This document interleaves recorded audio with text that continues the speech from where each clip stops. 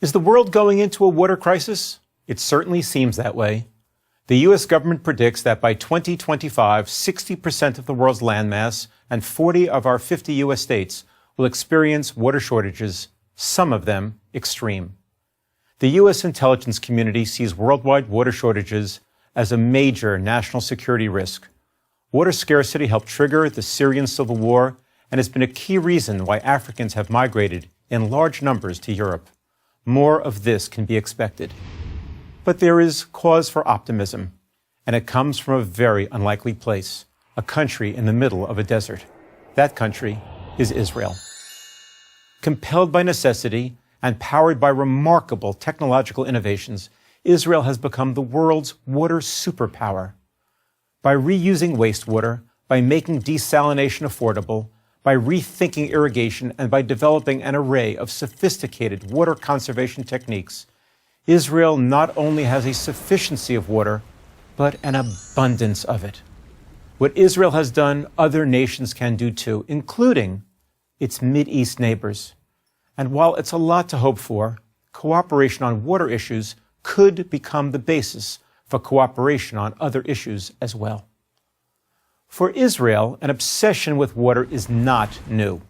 The word water appears 600 times in the Hebrew Bible. For over 2,000 years, daily prayers for rain in the land of Israel have been a part of traditional Jewish ritual.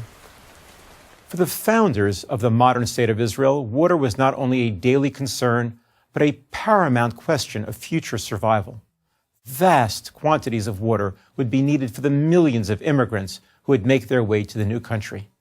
Without plenty of water, economic growth would be impossible. But where was the water going to come from? It was a daunting challenge, but one which Israel overcame. Today, while other nations, even ones with far more natural water resources, struggle with water management, Israel has a surplus of usable water. The desert, as Israel's founders dreamed, is blooming. Not only does the country supply its own population with an array of fruits and vegetables, but it exports billions of dollars worth of produce to nations around the world. So how does a small country with little annual rainfall, with only one freshwater lake, and with no major rivers do this? It begins with a nothing wasted attitude that extends from the government to private industry to farming to consumers. Israel charges its citizens the market price for water, no subsidies. You can have as much water as you want, but you have to pay for it. And when you pay for something, you tend to be more careful with how you use it. This also extends to the nation's infrastructure. In virtually every country, massive amounts of water are wasted every year in leaky pipes. Israel has developed technology that tells it when and where a pipe is leaking, so that it can be fixed immediately. This not only saves water, but it saves homeowners and industry money on their water bills. The biggest user of water in Israel and everywhere is agriculture. To get maximum use of its water, Israel developed the revolutionary farming technique known as drip irrigation, the process of applying micro amounts of water to individual plants at their roots. This is much more water efficient than the traditional method, still widely used around the world, of flood irrigation, flooding fields with water. Israeli scientists have also developed drought-resistant crops that need less water to grow. Sewage is usually thought of as a nuisance, but in Israel it is now a highly valuable resource.